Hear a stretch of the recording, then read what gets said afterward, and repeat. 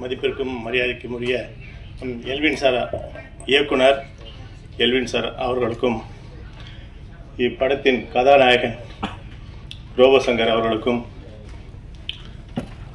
Heroine அவர்களுக்கும் இமான் அண்ணாச்சி, கஞ்சாகர், மோகன் Vaidya sir, மீசை ராஜேந்திரன் சார், வேல்முருகன் எல்லோருமே வந்து பார்த்தீங்கன்னாக்கா நம்முடைய இசையமைப்பாளர் ரொம்ப சிறப்பாக இசையை கொடுத்த ஏபி முரளிதரன் சார் அவர்களுக்கும் எல்லோருக்கும் முதலில் நான் நன்றியை தெரிவித்துக் கொள்கிறேன்.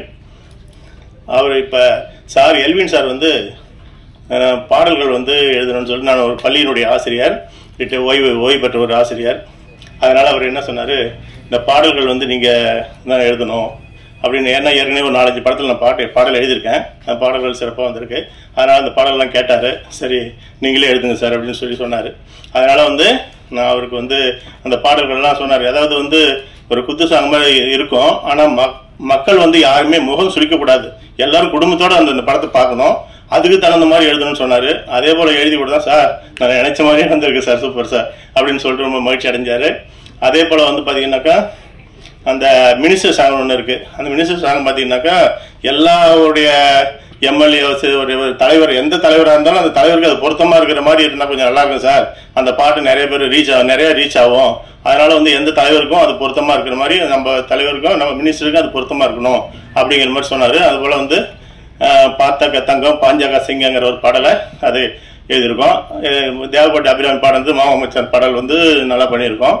அதே போல் வந்து அதுக்கு அடுத்தது பார்த்தீங்கன்னா ஒரு கணவன் மனைவி, அவங்க வந்து இப்போ ரோபோசங்கர் தான் கணவராக இருப்பேன், அவங்க அஸ்வின் மேடம் வந்து மனைவியாக நடிச்சிருப்பாங்க. அவங்க 2 பேருமே பார்த்தீங்கன்னா இப்போ நம்ம இதுக்கு முன்னாடி திருமணத்துக்கு முன்னாடி பார்த்தீங்கன்னா நம்ம யாருமே நம்ம எங்கே வேணாலும் ஃப்ரீயாக போகலாம், ஃப்ரீயாக வரலாம், நமக்கு எந்த ஒரு கட்டுப்பாடும் இல்லாமல் இருக்கும்.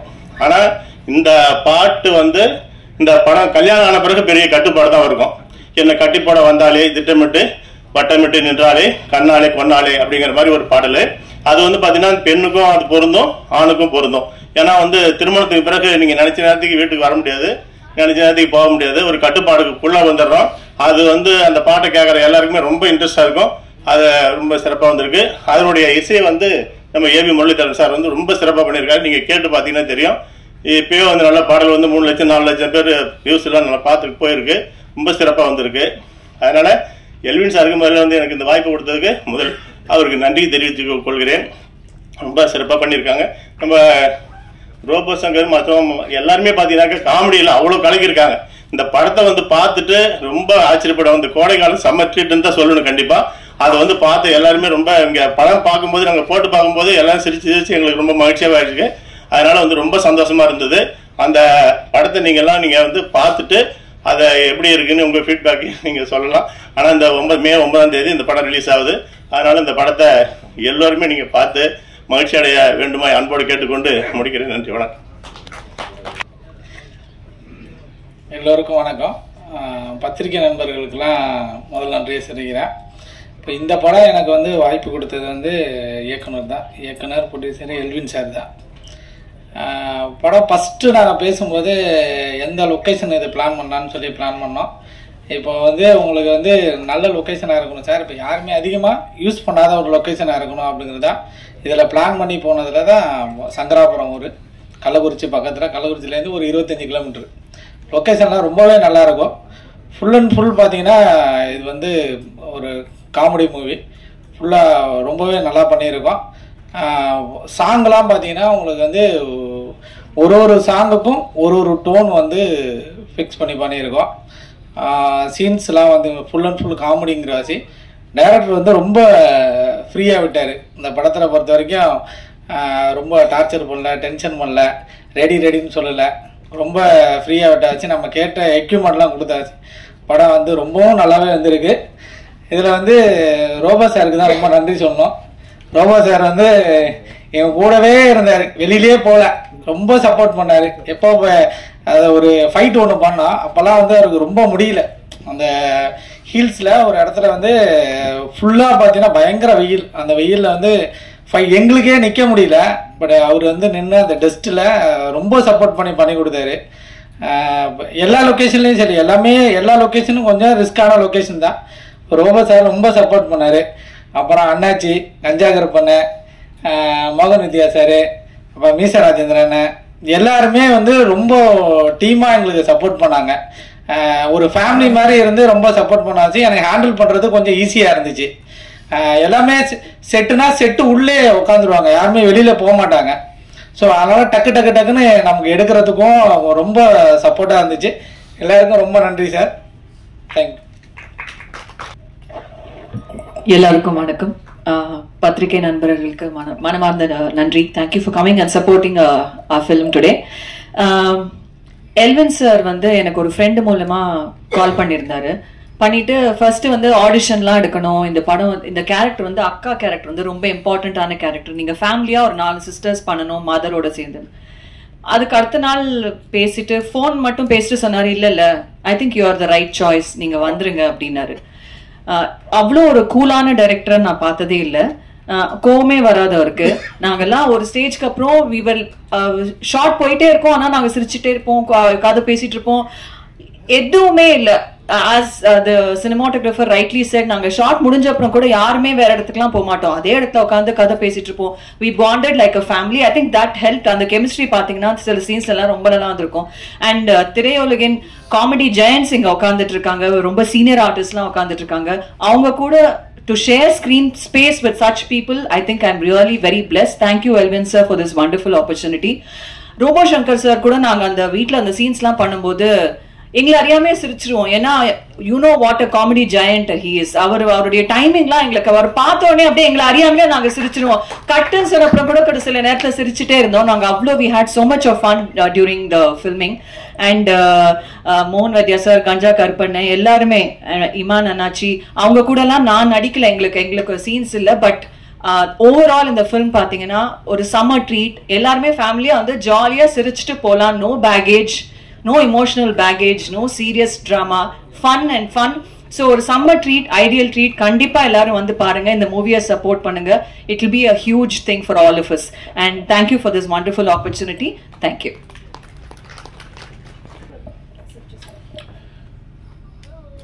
எனக்கு உயிர் கொடுத்த தாய் தந்தையருக்கு என்னுடைய முதல் வணக்கம். என்னை சினிமாவில் அறிமுகப்படுத்திய புரட்சி கலைஞர் எங்கள் ஆசான் சொக்க தங்கம் மதுரை சிங்கம் கேப்டன் அவர்களுக்கு என்னுடைய 2வது வணக்கம். இங்கு வருகை தந்திருக்கும், முக்கியமாக மேடையில் அமைந்திருக்கும் எங்களுடைய சக கலைஞர்கள், இயக்குனர், இசையமைப்பாளர், லிரிக் ரைட்டர் மற்றும் மேடைக்கு முன்னால் இருக்கிற நண்பர்கள், முக்கியமாக தொலைக்காட்சி பத்திரிகையாளர்கள், சோசியல் மீடியா நண்பர்களுக்கு என்னுடைய 3வது வணக்கம்.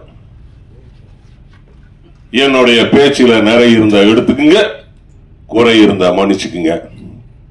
அரசியல் அப்படின்னா என்ன வேணாலும் பேசலாம், நாள் கணக்கில் பேசலாம். சினிமாவில் ஒரு சில நிமிஷங்கள் பேசுறேன், பேச்சில நிறைய இருந்தா எடுத்துக்குங்க, குறை இருந்தா மன்னிச்சுக்குங்க. 19th செஞ்சுரியில சினிமா கண்டுபிடிக்கப்பட்டது. போட்டோகிராஃபி, செல்லுலாய்ட் அப்படிங்கிறது தான் சினிமா, மாஸ் மீடியா. சினிமாங்கிறது மாஸ் மீடியா. அந்த மாஸ் மீடியாவில் நாங்கெல்லாம் இருக்கிறோம் அப்படிங்கிறது மிக பெரிய சந்தோஷம். ஏன்னா ஒரு கலெக்டரோ ஒரு எஸ்பியோ ரோட்ல நடந்து போனா தெரியாது, ஆனா சினிமாவில் இருக்கிற நடிகரோ இயக்குனரோ ரோட்ல நடந்து போனா தெரியும். அதுதான் சினிமா பவர். அந்த சினிமா பவரை வச்சு இன்றைக்கு தமிழ்நாட்டில் எத்தனையோ பேர் முதலமைச்சரா வந்திருக்கிறாங்க. அந்த சினிமாவில் நாங்க இருக்கிறதுக்கு ரொம்ப சந்தோஷம். முக்கியமாக இந்த படத்தில் அம்பி, அதாவது கதையின் நாயகனாக தம்பி ரோபோ சங்கர் அவர்கள் நடிச்சிருக்கிறாங்க. அவருடைய திறமையை ஊர் உலகம் எல்லாமே தெரியும். ஏன்னா அவர் எப்பேற்பட்ட கலைஞன் அப்படிங்கிறது எல்லாருக்குமே தெரியும். இப்ப நம்ம சினிமாவுக்கு வரணும், ஹீரோவா ஆகணும், நடிகரா ஆகணும், இயக்குனரா ஆகணும்னு ஊரை விட்டு வந்திருப்போம். நாங்கெல்லாம் சினிமாவுக்கு வந்து 40 வருஷம் ஆச்சு. இங்க வந்து எவ்வளவு கஷ்டப்பட்டோங்கிறது எங்களுக்கு தான் தெரியும். சினிமாவில் நம்ம ஒரு இடத்தை பிடிக்கணும், அந்த இடத்தை தக்க வைக்கணும் அப்படிங்கிறது மிகப்பெரிய ஒரு விஷயம். அப்போ ஒரு நடிகர், ஒரு கலைஞன் இங்க வந்து அவர் ஸ்டேஜில் பெர்ஃபார்ம் பண்ணி அசத்த போவது, கலக்க போவது, இதெல்லாம் பண்ணி மிமிக்ரி பண்ணி இன்றைக்கு ஒரு கதாநாயகனா உயர்ந்திருக்கிறார்னா அவர் எவ்வளவு உழைப்பு அதுல வந்து இன்வெஸ்ட் பண்ணிருப்பாரு பாருங்க. தம்பி ரோபோ சங்கர் அவர்களுக்கு என்னுடைய வாழ்த்துக்கள். அதே போல இந்த படத்தோட இயக்குனர் எல்வின் அவர்கள், அதாவது சார்லஸ் ரெனால்டு சினிமாவை கண்டுபிடித்தார். தாமஸ் ஆல்வா எடிசன் அவர்கள் அதை தொடர்ந்து மோஷன் பிக்சர்ஸை கண்டுபிடிச்சார். அதன் பிறகு லூமியோ பிரதர்ஸ் அவங்க கண்டுபிடிச்சாங்க. அப்புறம் இந்தியாவில் தாதா சாஹிப் பால்கே, அந்த பேர் வரிசையில் போசர் ஜே எல்வின்.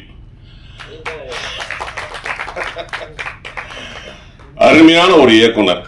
நான் ஒரு 178 இயக்குனர்கிட்ட பணி செஞ்சிருக்கிறேன். தமிழ், தெலுங்கு, மலையாளம், கன்னடம், ஹிந்தி ஆகிய 5 மொழிகளையும் 260 படம், 178 டைரக்டர்கிட்ட நான் வந்துட்டு வேலை செஞ்சிருக்கிறேன். எந்த ஒரு டென்ஷனும் இல்லாம, எதையும் போட்டு குழப்பிக்காம, சிரிச்சுக்கிட்டே வேலை வாங்குற இயக்குனர் நம்மளுடைய இயக்குனர் எல்வின் அவர்கள். ஏன்னா தயாரிப்பாளரும் அவங்க மிஸ்ஸஸ் தான். ஒரு தயாரிப்பாளர் மிஸ்ஸஸ்னாலும் இவர் தான் அதுல ஃபுல் எஃபர்ட் போடணும். ஒரு தயாரிப்பாளருக்கு எவ்வளவு கஷ்டம் இருக்குங்கிறது எனக்கு தெரியும். நான் 2000 ஒரு படம் பண்ணேன், காதலே என் காதலே அப்படின்னு ஒரு படம் ப்ரொடியூஸ் பண்ணேன். 2006 ஒரு படம் ப்ரொடியூஸ் பண்ணேன். ஸ்டேட் அவார்டு மட்டும்தான் வாங்கிச்சு, மற்றபடி பணம்லாம் வரல. அந்த படம் எடுக்கிறதுக்கு பணம் எவ்வளவு கஷ்டம். அவரே தயாரிப்பாளர், அவரே இயக்குனர். அப்ப எவ்வளவு வந்து கஷ்டப்பட்டு ஒரு படத்தை எடுத்து இன்னைக்கு அந்த படத்தை ரிலீஸ் 9ஆம் தேதி ரிலீஸ் பண்றாருங்கிறது சாதாரண விஷயம் கிடையாது. சாதாரண விஷயம் கிடையாது. ஒரு குழந்தைய நம்ம வந்து பெத்து எடுத்து அதை படிக்க வச்சு, அதை டாக்டருக்கு படிக்க வச்சு, அதுக்கப்புறம் நம்ம ஒரு சந்தோஷம் வரும் பாருங்க. அந்த சந்தோஷம் நிச்சயமாக 9ஆம் தேதி காலையில முதல் ஷோல அவருக்கு வரும். நிச்சயமா வரும். ஏன்னா எவர் கிரீன் காமெடிங்கிறது எப்போதுமே காமெடி ஜெயிக்கும். அதுக்கு உதாரணம் நம்மளுடைய சுந்தர் சி சார் கூட எடுத்துக்கலாம். எத்தனையோ புதுமுக இயக்குனர்கள் இன்னைக்கு வந்தாலும் கடந்த 30 வருஷமா இன்னைக்கு எவர் கிரீனா இருந்துட்டு இருக்காரு பாருங்க, இந்த காமெடியை கையில வச்சுக்கிட்டு.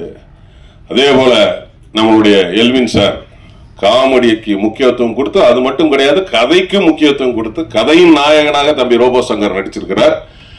ஒரு கிராமத்துல ஒரு இளைஞன் எப்படிலாம் இருப்பாரு, எப்படி வெள்ளந்தியா இருப்பாரு அப்படிங்கறதெல்லாம் தம்பி ரோபோ சங்கர் வந்து இதுல வந்து அருமையா வாழ்ந்திருக்கிறார். ஏன்னா நான் என்னைய வந்து இந்த படத்துல ஒரு வித்தியாசமான ஒரு பரிமாணத்துல இயக்குனர் என்னைய காட்டியிருக்கிறார். அவருக்கு என்னுடைய நன்றி இந்த நேரத்தில் தெரிவிச்சுக்கிறேன். அதை இப்ப சொன்னா தெரியாது, நீங்க படத்துல பாருங்க, அந்த காமெடி வேற லெவல்ல இருக்கும். இந்த படத்துக்கு பிறகு எனக்கு நிறைய காமெடி கேரக்டர்ஸ் வரும். அதுக்கு இயக்குனருக்கு என்னுடைய நன்றியை நான் தெரிவிச்சுக்கிறேன். இந்த படத்துல வந்து பாத்தீங்கன்னா நிறைய காமெடி பட்டாளங்கள். அதுல வந்து அண்ணாச்சி இமான் அண்ணாச்சி இருக்கிறாப்ல, அண்ணன் கஞ்சாகர் பண்ண இருக்கிறாப்ல, நம்ம கோவை பாபு இருக்கிறாரு, எங்களுடைய மூத்தவர் தூர்தர்ஷன் தோன்றிய காலத்திலிருந்தே இருக்கிற அண்ணன் மோகன் வைத்தியா இருக்கிறாரு. நல்லா கஞ்சாகர் பண்ண நல்லா பலமா கை தட்டுங்க, சீனியர் மோஸ்ட் அவரு. அப்புறம் வந்து பாத்தீங்கன்னா ரமேஷ் கண்ணா சார் இருக்கிறாரு, நமோ நாராயணன் இருக்கிறாங்க. சோ எண்ணி இந்த படத்துல இவர் எப்படி இவ்வளவு காமெடி நடிகர்கள் இருக்கும்போது எண்ணி எப்படி இவர், நம்ம எப்போதுமே போலீஸா தானே நடிப்போம். 260 படம் நடிச்சிருக்கிறோம். அதுல 200 படம் போலீஸ். ரொம்ப ஈஸி போலீஸா நடிக்கிறது. போனோமா குரலாம் வைத்தி பேசுறோமா 2 அடி அடிச்சோமா, ரொம்ப ஈஸி. பட் இதுல நான் போலீஸா தான் பண்ணியிருக்கிறேன். ஆனா அதுல நம்மள எப்படி காமெடியா வேலை வாங்கியிருக்காருன்னா உண்மையிலே டைரக்டர் அவர்களுக்கு என்னுடைய நன்றி, மிகப்பெரிய ஒரு வாழ்த்துக்கள். வரும்போது அண்ணாச்சி இமான் அண்ணாச்சி சொன்னாங்க, நீங்க வந்து சினிமாவை சம்பந்தம் இல்லாம வேற ஏதாவது பேசுங்க அப்படின்னு சொல்லி. அதுதான் ட்ரெண்ட், அதான் கண்டென்ட். இல்ல வந்து கேட்டாப்ல கோவை பாபு அவர்கள் கேட்டாரு, என்னன்னா மீசையெல்லாம் எடுத்துட்டீங்க, ஒரு மாதிரி வித்தியாசமா இருக்கிறீங்க அப்படின்னு. மற்றவங்க எல்லாம் ஜனநாயகன் நம்ம ஒரு படத்துல நடிக்கும் போது நான் மக்கள் நாயகன் ஒரு படத்துல நடிக்கிறேன், அதுக்காக இந்த மீசையை எடுத்துட்டேன். அண்ணாச்சி கண்டென்ட் வந்துச்சா? அவரு ஜனநாயகன் நடிச்சிட்டு இருக்காரு, நான் மக்கள் நாயகன் ஒரு படத்துல, அதே சங்கராபுரத்துல தான் சார் எங்களை எங்க கூட்டு போனாரோ அதே சங்கராபுரத்துல மக்கள் நாயகன் ஒரு படத்துல விவசாயியா நடிச்சிருக்கிறேன். அந்த டைரக்டர் சொல்றாரு, மீசை ஈசை எல்லாம் எடுத்துருங்க, எடுத்துட்டு வெள்ளதாடி எல்லாம் வேணும். ஏற்கனவே ஒரு ஷெட்யூல் முடிச்சுட்டு வந்துட்டேன். இப்போ 4 நாள் கழிச்சுன்னு ஒரு ஷெட்யூல் போறேன். ரொம்ப கஷ்டமா இருக்கு. ஏன்னா ஒரு சில இதுல மீசை கண்டினியூட்டி, ஒரு இதுல மீசை கிடையாது. சோ அவரு ஜனநாயகம் நடிக்கும் போது நம்ம என்ன மக்கள் நாயகன் நடிக்க கூடாதா? கண்டென்ட் வந்துச்சு உங்களுக்கு எல்லாம். நான் எப்போதுமே ஒரு மேடையில முடிச்சிட்டு போகும்போது எங்க தலைவர் கேப்டனை பத்தி நான் சொல்லுவேன். கேப்டனை பத்தி டிசம்பர் 28 அப்பதான் தெரிஞ்சுது பாதி பேருக்கு. ஒருத்தருடைய அருமை இருக்கும்போது தெரியாது, அவர் இல்லாத போதுதான் அவருடைய அருமை தெரியும். எனக்கு தெரிஞ்சு 1.5 கோடி பேருக்கு அவர் வந்து நன்மை செஞ்சிருக்கிறார், உதவி செஞ்சிருக்கிறார். பட் தெரியாம எத்தனையோ பேருக்கு செஞ்சிருக்கிறார். செஞ்ச உதவியை சொல்லி காட்ட மாட்டார் புரட்சி கலைஞர். யாரையுமே மரியாதை இல்லாம பேச மாட்டார். எப்போதுமே நான் எந்த மேடையா இருந்தாலும் அவரை பத்தி ஒரு சில வார்த்தைகள் சொல்லிட்டு தான் போவேன். தலைவர் கேப்டன் அவர்கள் தைரியமானவர், அது உங்களுக்கும் தெரியும். சட்டசபையிலே நம்ம பார்த்திருக்கிறோம்.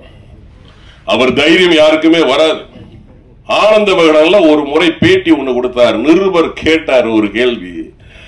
தலைவர் கலைஞர் அவர்கள் கோபாலபுரத்தில் இருக்கிற வீட்டை தனக்கு பிறகு, தன் மனைவிக்கு பிறகு, தன் குழந்தைக்கு பிறகு அதை மருத்துவமனைக்கு கொடுத்தாருன்னு சொல்லி ஒரு கேள்வி கேட்டார்.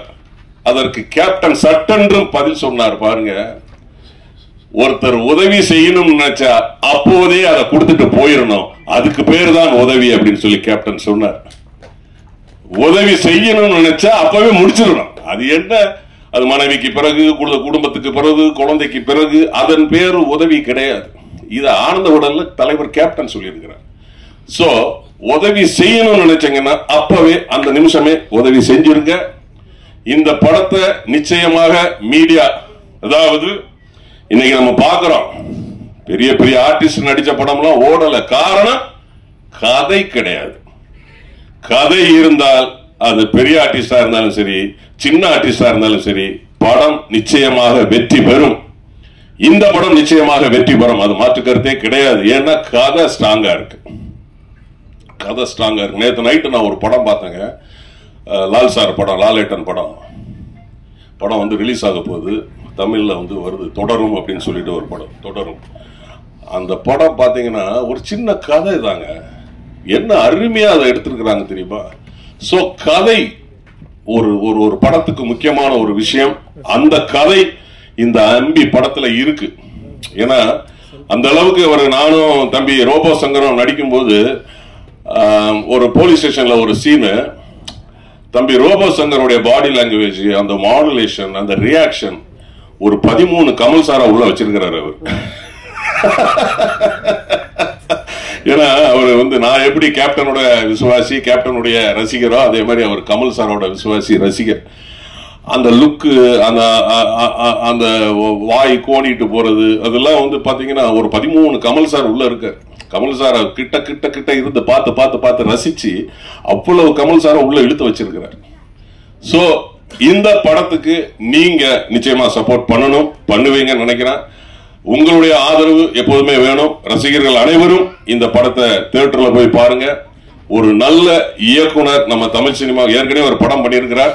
இந்த படத்தின் மூலமாக, ஏன்னா பழைய காலங்கள்லாம் நம்ம பார்த்திருக்கோம், காதலிக்க நேரமில்லை, உத்தரவண்டி உள்ளேவா, கலட்டா கல்யாணம், காரோட்டி கண்ணன், அப்படியே வந்து பாத்தீங்கன்னா இப்ப சுந்தர் சி சார் படம் வரைக்கும் பாத்தீங்கன்னா நகைச்சுவை, நாகேஷ் சார் நடிச்ச படங்கள் ஆகட்டும், அப்புறம் வந்து பாத்தீங்கன்னா உள்ளத்தை அள்ளித்தான், இப்போ வந்து நம்ம கார்த்தி சார் படம், எத்தனை நாளும் சரி நகைச்சுவை அப்படின்னாலே அது எல்லாருடைய வாழ்க்கையிலும் கலந்தது.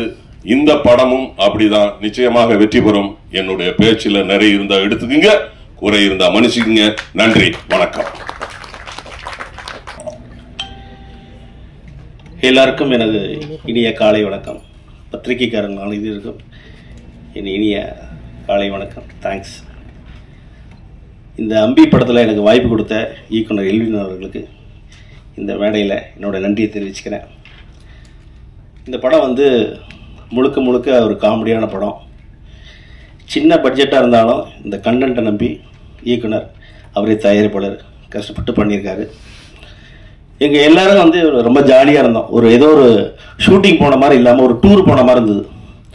சொன்ன மாதிரியே ஷூட்டிங் முடிஞ்சு வரும்போது எல்லாருமே ரொம்ப, இனி ஒரு வாரம் ஷூட்டிங் இருக்காதா அப்படிங்கிற மாதிரி இருந்துச்சு. ஏன்னா ஷூட்டிங் நாங்கள் அவ்வளோ ஜாலியாக இருப்போம். அப்புறம் நாங்கள் எல்லோரும் ஒரே ஹோட்டலில் தான் ஸ்டே பண்ணோம்.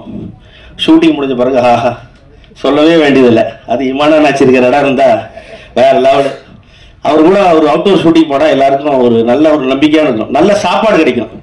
அந்த ஊரில் எந்த ஹோட்டல் நல்லா இருக்குது, எங்கே மீன் குழம்பு நல்லா இருக்கும் அப்படிங்கிறது கண்டுபிடிச்சிருவார். முதல் நாள் போனோன்னா அசிஸ்டன்ட் விட்டுட்டு இங்கே எங்கே ஹோட்டல் நல்ல ஹோட்டல் இருக்குது, மீன் குழம்பு எங்கே இருக்குது அப்படின்னு கண்டுபிடிச்சி சொல்லியிருக்காரு. ஆமாம், மயில்சாமி அண்ணா இல்லாத குறைய அவர் தீக்கிறாரு. ஆமாம். ஸோ இந்த படம் வந்து எங்களுக்கு நடிக்கிறதுக்கு வந்து முழு சுதந்திரம் கொடுத்தாரு. நல்லா நடிக்கும் போது ஏதாவது சில விஷயம் தோணுச்சுன்னா, சார் இது பண்ணலாமா, பாபு நல்லா இருக்கே, இது பண்ணுங்க, இது நல்லா இருக்குது, இது நல்லா இருக்குது அப்படிம்பாங்க. ஸோ எங்கள் எல்லாருக்கும் வந்து முழு சுதந்திரம் கொடுத்து எல்லாரும் வந்து ஒரு ஃபேமிலியாக வந்து ஜாலியாக நாங்கள் வந்து சிரித்து நடிச்சிட்டு இருக்கோம்.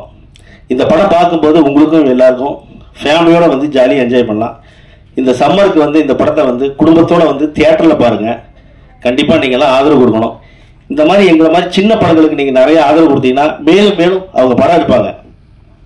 இன்றைக்கெல்லாம் வந்து ஒருத்தர் ஒரு படம் எடுத்துட்டு அடுத்த படம் எடுக்கிறதுக்கு நிறைய பேர் இல்லை.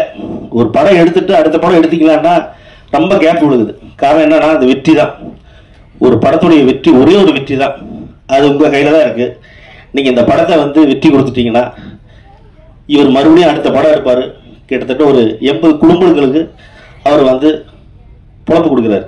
ஒரு படம் எடுக்கும்போது அத்தனை தொழிலாளர்களுக்கு வந்துக்கு ஒரு வாய்ப்பு கொடுக்குறாரு. ஸோ இந்த படத்தை வந்து தயவு செய்து தியேட்டரில் வந்து பாருங்கள்.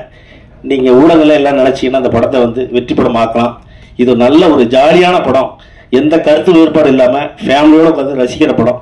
ஸோ அவசியம் வந்து தியேட்டரில் பாருங்கள், ஆதரவு கொடுங்க. நன்றி. அதை சொல்லல, சொல்லிவிட்டுறேன், சொல்லிவிட்டா நல்லா இருக்கு.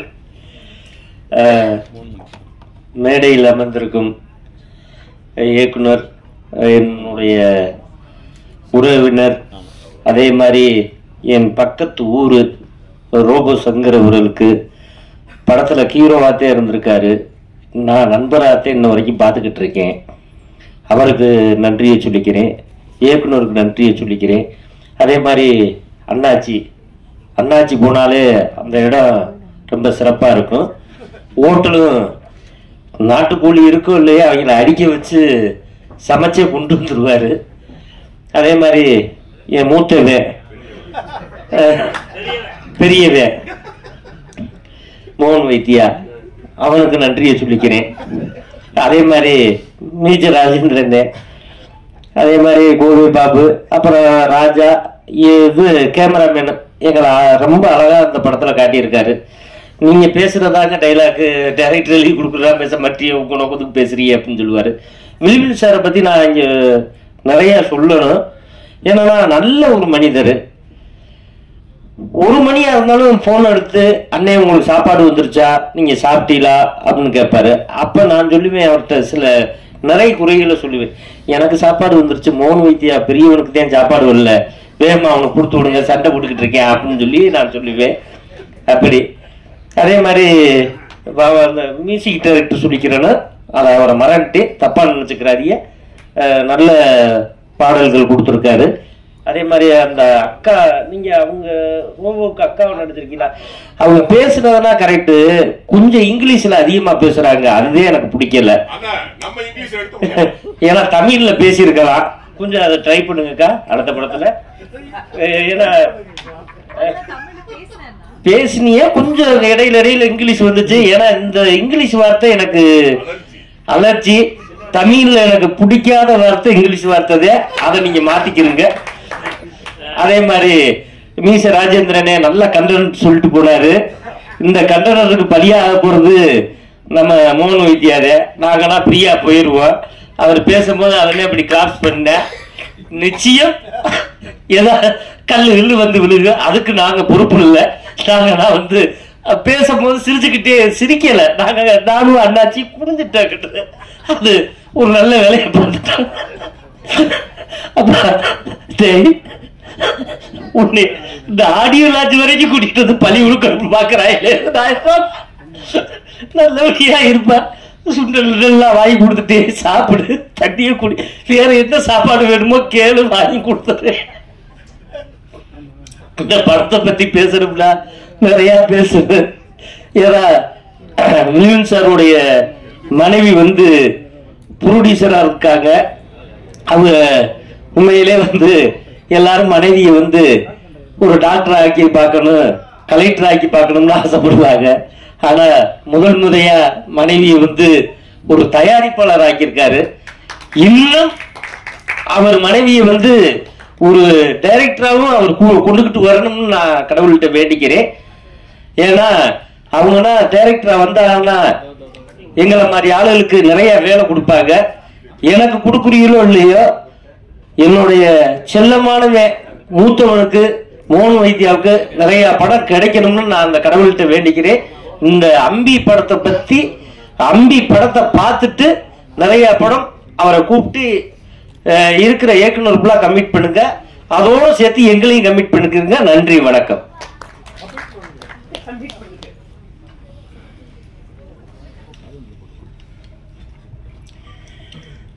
எல்லாருக்கும் வணக்கம். பத்திரிகையாளர்களே, இங்கே வந்து எங்களை சப்போர்ட் பண்ணுறதுக்கு ரொம்ப ரொம்ப நன்றி.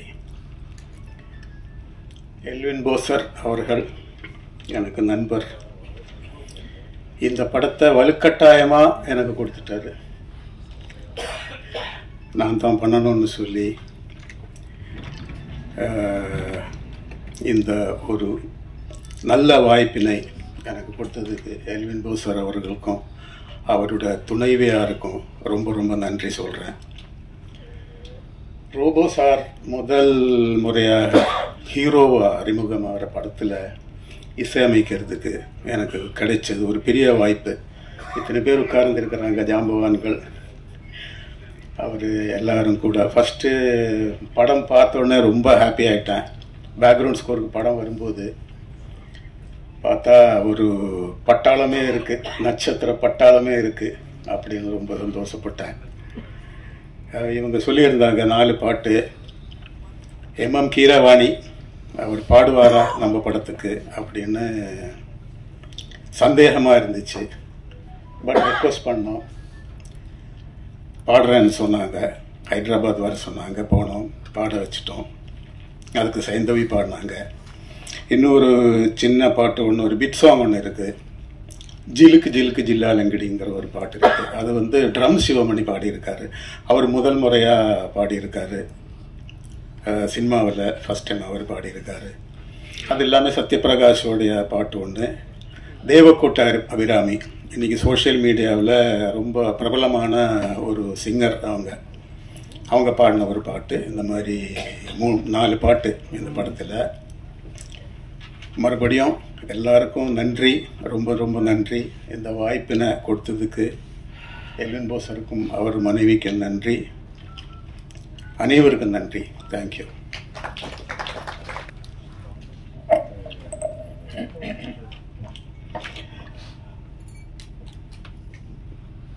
வணக்கம் எல்லோருக்கும்.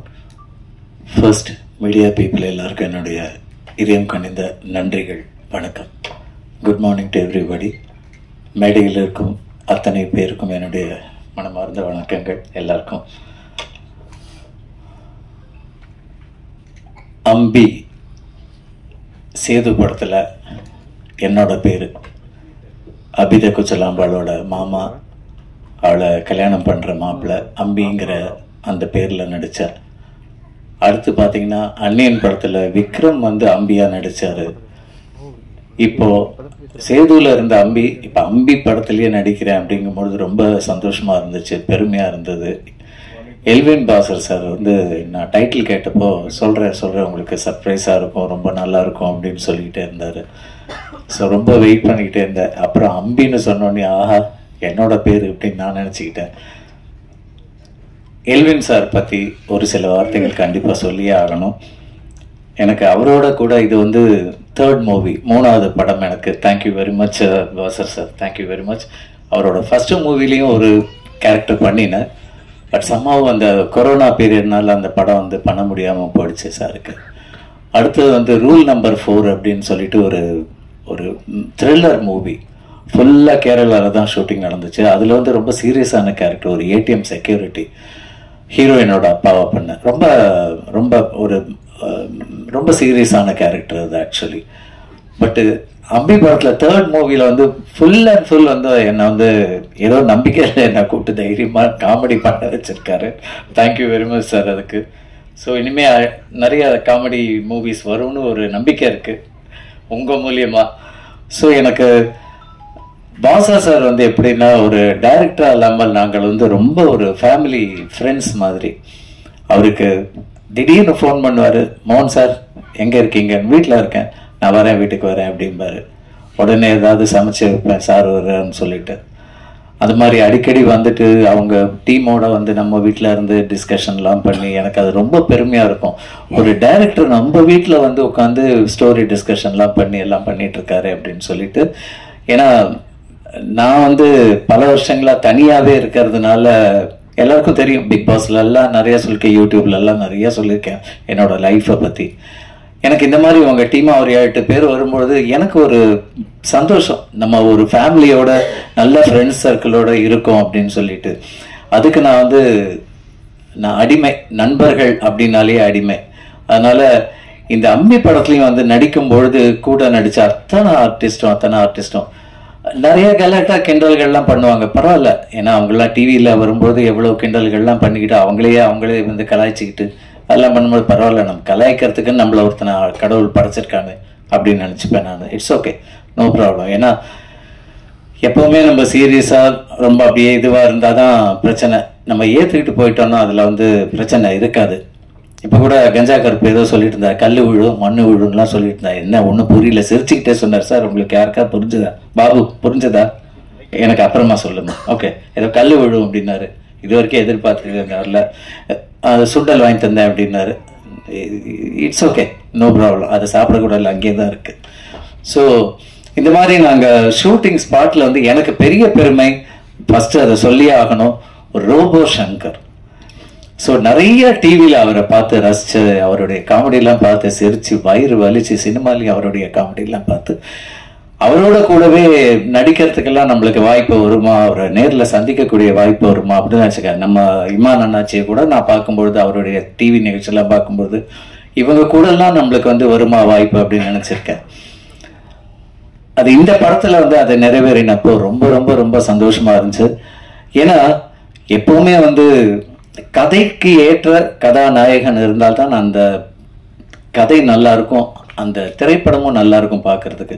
ஸோ இந்த அம்பி படத்தில் உள்ள கதைக்கு ரோபோ சங்கர் அவர் தான் ஆப்டான பர்சனாக இருப்பாருன்னு அவரை வந்து கதாநாயகனாக எல்வின் சார் போட்டது ரொம்ப ஒரு அருமையான விஷயம். ஏன்னா ஸ்பாட்டில் அவர் நடிக்கும்போது நான் உட்காந்து பார்த்துக்கிட்டே இருப்பேன், ரோபோ சங்கர் நடிக்கிறத பார்த்துக்கிட்டே இருப்பேன்.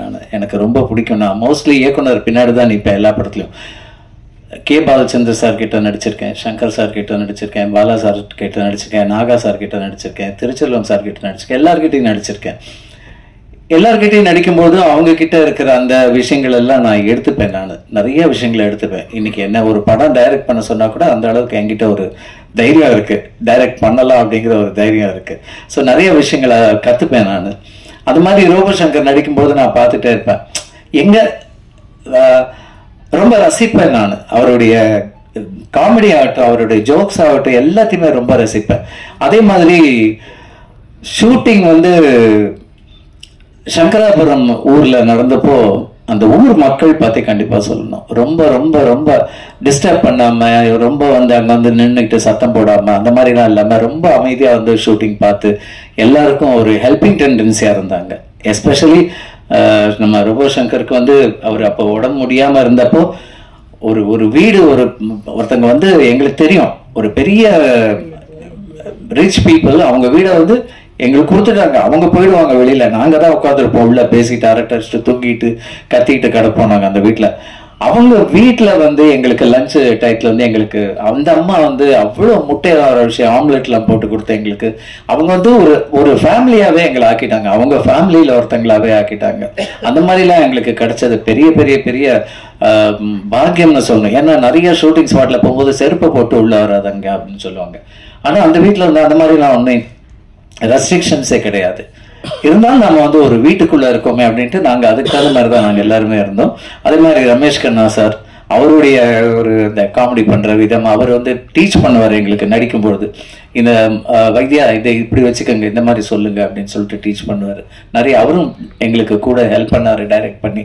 ஸோ நானு, கஞ்சா கருப்பு, நம்ம இமான் அண்ணாச்சி எல்லாருமா சேர்ந்து இன்னும் எங்க கூட கூட இருந்த சில ஆர்டிஸ்டும் இங்கே இருக்காங்க, வந்திருக்காங்க, ஊர்லேருந்து வந்திருக்காங்க. ஹே, வெல்கம் ஆல் ஆஃப் யூ. ரொம்ப சந்தோஷம், ரொம்ப நாளைக்கு அப்புறம் பார்க்குறோம். ஸோ எல்லாருமே ரொம்ப ஒரு ஒரு ஒரு ஃபேமிலியாக தான் இருந்தோம். அவங்க சொன்ன மாதிரி ரொம்ப ஒரு ஃபேமிலியாக இருந்தோம். எனக்கு ஷூட்டிங் முடிஞ்சதுக்கு அப்புறம் ஆஹா இந்த ஃபேமிலியை திருப்பி எப்படா மீட் பண்ணுவோம் அப்படிங்கிற மாதிரி ரொம்ப ஒரு ஏக்கமாக இருந்துச்சு. அப்புறம் அடிக்கடி ஃபோனில் பேசுவோம். பாசர் சாரை வந்து ஃபோன் பண்ணி சார் எப்போ சார் படத்தை காட்ட போகிறீங்க, எப்போ சார் படத்தை பண்ண போகிறீங்க, ஒரு வெயிட் பண்ணுங்க, நல்ல நேரம் வரும்போது கண்டிப்பாக வரும் அப்படின்னாரு. ரொம்ப சூப்பரான டயத்தை செலக்ட் பண்ணியிருக்காரு, லீவு நாள், ஹாலிடேஸ். ஸோ இந்த நேரத்தில் இந்த படம் வர்றது கண்டிப்பாக 100% இல்லை சார், 1000% பெரிய பெரிய பெரிய சக்ஸஸ் தான் நம்மளுக்கு கிடைக்க போகிறது, நம்ம எல்லாருக்குமே கிடைக்க போகிறது. உங்களுடைய அடுத்தடுத்த படங்கள்லையும் நாங்கள் இருக்கணும். ரோபோ சங்கர் இனி ஹீரோவா மட்டும்தான் நடிக்கணும். கை தாட்டுப்பா, இல்லப்பா கேட்டு வாங்க வேண்டியிருக்கு. சங்கர் உங்ககிட்ட அந்த இது இருக்கு சங்கர், கவலைப்படாதீங்க. உங்களுக்கு ஏற்ற மாதிரியான கதை இது வரும், கதை களம் வரும், கண்டிப்பா நீங்க அதில் பண்ணுவீங்க. விடமாட்டோம், என்ன கேலி கிண்டல் வந்தாலும் நான் கூடவே தான் இருப்பேன், உங்க கூட பண்ணுவேன். இவன் என்னாச்சு, உங்களோட நடிச்சது பெரிய அனுபவம், மறக்கவே முடியாது என்னால. ஐயோ வாழ்க்கையிலேயே மறக்க முடியாது அந்த மாதிரி ஒரு அனுபவம் அவருடைய கஞ்சா கருப்போடு. நானும் கஞ்சா கருப்பு திடீர்னு ஒரு நாள் வந்து பெரியவனே எங்கடா சாப்பிட்டியாடான்னாரு கஞ்சா கருப்பு. இல்லடா சின்னவனே அப்படின்னா. அது கவுண்டமணி செந்தில் மாதிரி பிரம்மாண்டமா ஆயிடுச்சு. அதனாலதான் இன்னைக்கு வந்து சின்னவன் பெரியவன் இருக்கான், சின்னவன் வந்திருக்கான், அப்படிதான் பேசிக்கிறோம் நாங்க. என்னங்க மனுஷன் தானுங்க எல்லாரும், அவ்வளவுதாங்க. அந்த ஆர்டிஸ்ட், இந்த நடிகன், அதெல்லாம் வந்து நம்மளுக்கு கிடைச்ச ஒரு எக்ஸ்ட்ரா விஷயங்கள் தானே தவிர நமக்கு சொந்தமானது ஒண்ணுமே கிடையாது. அந்த பேர், புகழ் எல்லாமே அந்த பேருக்கு மட்டும்தான். அதனால இருக்கிற வரைக்கும் சந்தோஷமா இருப்போம். இந்த படம் வயிறு வலிக்குங்க கண்டிப்பா. அவ்வளோ காமெடி இருக்கு. காமெடி மட்டும் இல்லைங்க, இன்னும் ஒரு விஷயம் சொல்லணும் கண்டிப்பா. சார் வந்து பாசர் சார் வந்து இந்த படத்துல சில சீன்ல வந்து பாத்தீங்கன்னா மெசேஜஸ் இருக்கு. எனக்கு அதை என்ன ஒரு டைலாக் சொல்லிட்டு வருது, நான் சொல்ல மாட்டேன். மெசேஜ் இருக்கு, ஒரு சில சீன்ல எல்லாம் மெசேஜஸ் இருக்கு படத்துல. கண்டிப்பாக அதை வந்து ரொம்ப ரசிச்சு பார்க்கணும். அதே மாதிரி மியூசிக் சார் ரொம்ப ரொம்ப அருமையா மியூசிக் பண்ணியிருக்காரு, ரொம்ப அழகா இருக்கு, பாட்டெல்லாம் ரொம்ப நல்லா இருக்கு கேட்கறதுக்கு, மீண்டும் மீண்டும் கேட்கணும்னு இருக்கு. அதே மாதிரி எங்க கேமராமேன் அவர் வந்து நம்மளை வந்து அந்த ஷார்ட்ல வந்து சார் எப்படி ரைட்ல வாங்க, லெஃப்ட்ல வாங்க, சென்டர்ல வாங்கன்னு நம்மள ரொம்ப அன்பா ரொம்ப அரவணைச்சு எங்களை எல்லாம் வந்து அவரு கஞ்சா கருப்பு சொன்ன மாதிரி அழகா காமிச்சிருக்காரு, எங்களெல்லாம் ரொம்ப அழகா காமிச்சிருக்காரு. எங்க சாரை காணும் sir. Thank you very much sir. எல்லாரும் கண்டிப்பா தியேட்டர்ல போய் பாருங்க இந்த படத்தை. ஓடிடில வருது, அது அப்புறம், அதுக்கப்புறம் பார்க்கலாம். வந்ததுக்கப்புறம் நீங்க தியேட்டர்ல கண்டிப்பா அந்த படத்தை ஒரு தடவை இல்லைங்க, ஒரு 10 தடவை 20 தடவை பார்ப்பீங்க போய். அதுவும் college boys and school children எல்லாருமே ஃபேமிலியோட போய் பாருங்க. தயவு செஞ்சு தியேட்டர்ல போய் பாருங்க. ஏன்னா ரொம்ப நாளைக்கு அப்புறம் நீங்களா சிரிச்சு என்ஜாய் பண்ணக்கூடிய மாதிரியான ஒரு திரைப்படம் அம்பி. எனக்கு அம்பின்னு சொல்லும்போது எனக்கு உடனே எனக்கு சேது படம் தான் ஞாபகம் வருது எனக்கு. So thank you very much. அதே மாதிரி என்ன இந்த மாதிரி பேனர்ல எல்லாம் போட்டு என் போட்டோலாம் போஸ்டர்லாம் போட்டதுல ரொம்ப சந்தோஷம். ஏன்னா எத்தனையோ படம் நடிச்சிருக்கேன், எந்த படத்துக்கும் என்னோட போட்டோலாம் வந்ததே கிடையாது போஸ்டர்ல எல்லாம் ஒரு நாள் கூட. சார் அதுக்கு நான் ரொம்ப ரொம்ப ரொம்ப நன்றி சொல்றதுக்கு கடமைப்பட்டிருக்கேன். Thank you so much. என்ன நானும் போஸ்டர்ல பார்க்கும்போது நானும் அதில் நடிச்சிருக்கேன்ல அப்படின்னு எனக்கு அப்பதான் ஃபீல் வருது. எல்லா படத்தையும் தியேட்டர்ல போய் பார்ப்பேன். நான் நடிச்ச படங்கள்லாம் நிறைய, ஒரு 40 படம் நடிச்சிருக்கேன், 96 சீரியல் நடிச்சிருக்கேன், மியூசிக்கல் ஷோ நிறைய பண்ணியிருக்கேன். ராகம் சங்கீதம் ஃபர்ஸ்ட் ஆரம்பிச்சது ரியாலிட்டி ஷோ, அதுக்கப்புறம் வந்த ஷோஸ் தான் எல்லாமே. அது மூலியமா வந்தது அந்த பேரெல்லாம் எனக்கு. ஸோ என்னுடைய ஜேர்னி கிட்டத்தட்ட 42 வருஷமா இந்த ஃபீல்டில் போயிட்டு இருக்கு. ஸோ அது எனக்கு ரொம்ப பெருமை. இன்னும் நிறைய பாசர் சார் நிறைய திரைப்படங்கள் பண்ணணும், நிறைய நாங்கள்லாம் கூட இருக்கணும். Sir thank you very much once again இந்த ஒரு பெரிய ஆப்பர்ச்சுனிட்டி கொடுத்ததுக்கு. சங்கர் 2025 டைலாக் சொன்ன மாதிரி வந்துட்டீங்கல்ல, சும்மா அசத்த போறீங்க பாருங்க, கலக்க போகுது மாதிரி அசத்த போறீங்க. இன்னும் நிறைய ஸ்டார்ஸ் எல்லாம் இருக்காங்க. ஐ திங்க் அவங்களாம் ஏதோ வெளிநாட்டுல இருக்காங்கன்னு நினைக்கிற, வெளியூர் போயிருக்காங்க, அதான் வர முடியல. படத்தை பாருங்க கண்டிப்பா. மீண்டும் மீடியா பீப்புள், பிரஸ் பீப்புள் எல்லாருக்கும் என்னுடைய மனமார்ந்த நன்றி. Thank you very much. அதே மாதிரி எங்க அசிஸ்டன்ட் டைரக்டர்ஸ், எஸ்பெஷலி சதீஷ், நான் மென்ஷன் பண்ணியே ஆகணும். Excellent person. எல்லாரையும் டேக் கேர் பண்ணி எல்லாரும் அங்க சதீஷ் சதீஷ் சதீஷ் சதீஷ் எக்கோ மாதிரி கேட்டுட்டே இருக்கு. எல்லாத்துக்கும் சதீஷா தான் கூப்பிடுவாங்க எல்லாரும். So thank you very much Satish. மொட்டை தேங்க்யூ. சிரிக்காத, ஏந்திரு, உன்னை காட்டு யாருன்னு, ஏந்திரு அவர் தாங்க எங்கள் அசிஸ்டன்ட், எங்கள் எல்லாம் அவர் தாங்க. அவர் கைத்தட்டல் கொடுங்களேன் ப்ளீஸ் அவருக்கு. Thank you Satish, thank you so much. மற்ற ஆர்டிஸ்ட்லாம் கூட வந்திருக்காங்க, இங்கே உட்காந்துருக்காங்க. Thank you very much. உங்கள் எல்லாரும் சந்திச்சது ரொம்ப சந்தோஷம். Thanks a lot for this good opportunity. Thank you very much.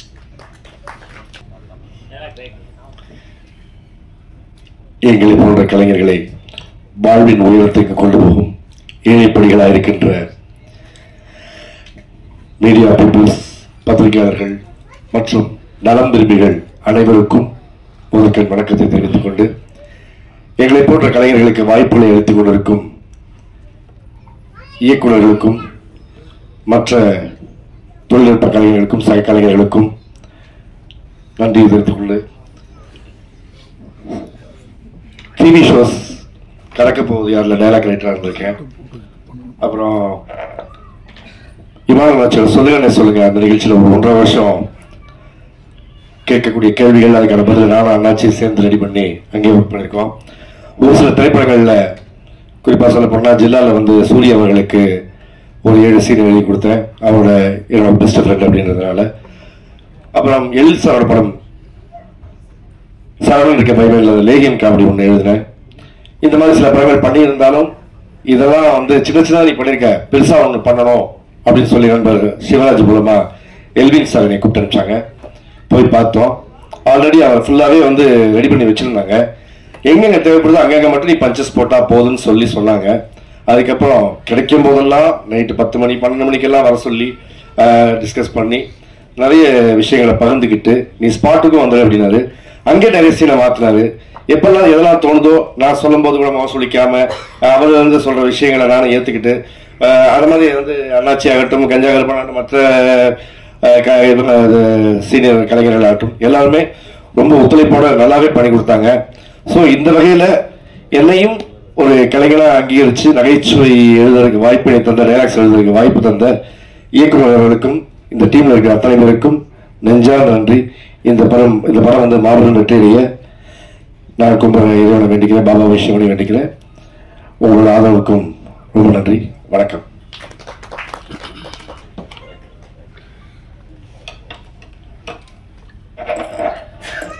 எல்லாருக்கும் வணக்கம். எல்லாரும் எப்படி இருக்கீங்க? சந்தோஷமா இருக்கீங்களா? சும்மா இருக்கீங்களா?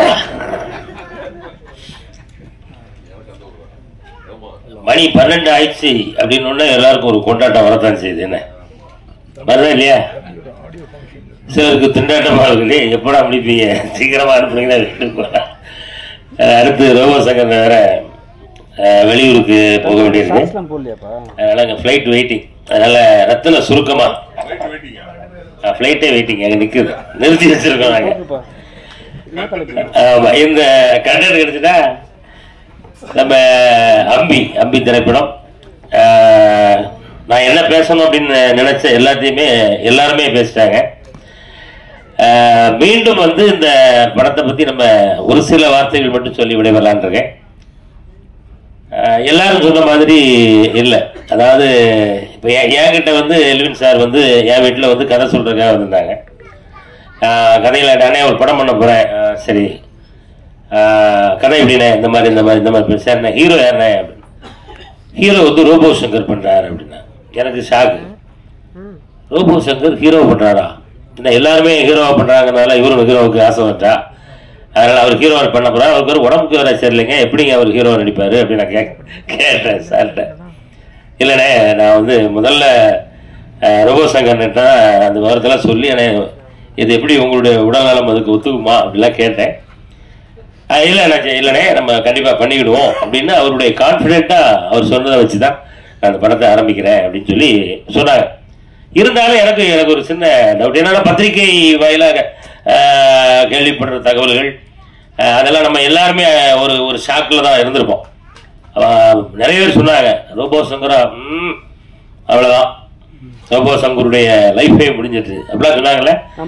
ஆனால் நான் எல்லார்ட்டையும் என்ன சொன்னேன் அப்படின்னா, அவரெல்லாம் அவ்வளவு சீக்கிரம் முடிகிறாரு கிடையாது, ஃபீனிக்ஸ் பறவை மாதிரி அவர் வந்து அப்படி பழையபடி வருவார் அப்படின்னு கடவுள்கிட்ட இப்பவும் நான் வேண்டிக்கிட்டேன். அதே அந்த கடவுள் என்னைக்கு ஒரு ஆரோக்கியமான ஒரு ரோபோ சங்கரை நம்ம முன்னாடி உட்கார வச்சுக்காரு அப்படின்னா அந்த கடவுளுக்கு நன்றி சொல்லணும். ஷூட்டிங் ஆரம்பிச்சது அது எல்வின் சார் கூட நான் தான் முதல் படம் பண்ணுறோம். எல்லாம் நாங்கள் டீமே ஒரு ஜாலியான டீமாக அங்கே போனப்போ தான் எனக்கே தெரிஞ்சது, நம்ம டீமில் இவ்வளோ இருக்காங்களா அப்படின்னு. எல்லாம் புதுசாலாம் நடிக்கிறாங்க. நம்ம செந்தில்ல, அப்புறம் ஒரு முத்து, அவர் பீரார்லாம் அந்த ஊருக்கார், அவங்களாம் அங்கே வந்து எங்கள் டீமோட இருக்கும்போது எல்லாருமே நாங்கள் ஒரு அழகான ஒரு ஜாலியான ஒரு டீமாக ஷூட்டிங் போயிட்டு இருக்கும்போது நான் இடையில டேரக்டர் கேட்டுக்கிறேன், என்ன படம் எப்படின்னா வந்துட்டு இருக்கு, நாங்கள் நடிக்கிறது தான் படம்லாம் அப்படிலாம் கிடையாது, நீங்கள் என்ன யோசிச்சிருக்கீங்களோ அது வருதா, அதை கொஞ்சம் தயவுசெய்து கவனிச்சிருக்க, நாங்கள் ஒரு ஜாலி டீமோட சேர்ந்து டிராவல் பண்ணி போயிட்டு இருக்கு. ஆமாம், உங்களுக்கு என்ன வேணுமோ அது கரெக்டாக வருதா அப்படின்னு. அண்ணாச்சி நீங்கள் எவ்வளவு ஜாலியாக இருக்கீங்கன்னு நாங்கள் பார்த்துட்டு தான் இருக்கேன். ஆனாலும் நான் என்ன யோசித்து வச்சிருக்கணும் அது வர்ற வரைக்கும் நானும் உங்களை ஜாலியாகவே நான் அந்த சீன்லாம் எடுத்துருவேன் அப்படின்னு சொல்லி மிக அற்புதமாக அந்த அவருக்கு தேவையான காட்சிகளை படமாக்கியிருக்காரு. படம் அவங்க எல்லாருமே பார்த்தாங்க, நான் இன்னும் பார்க்கல. ரோபன் என்ன இப்போ கேட்டேன், தலைவா எப்படி நீங்கள் நடிச்சிருக்கீங்களான்னு சொல்லக்கூடாது, படம் மொத்தத்தில் எப்படி நல்லா வந்திருக்காருன்னு எல்லாரும் பார்த்து ரசிக்கக்கூடிய ஒரு அற்புதமான படமாக வந்திருக்கு அப்படின்னு ரோபோனை சொன்னார். அட்வான்ஸ் ரோபோனனுக்கு வாழ்த்துக்கள்.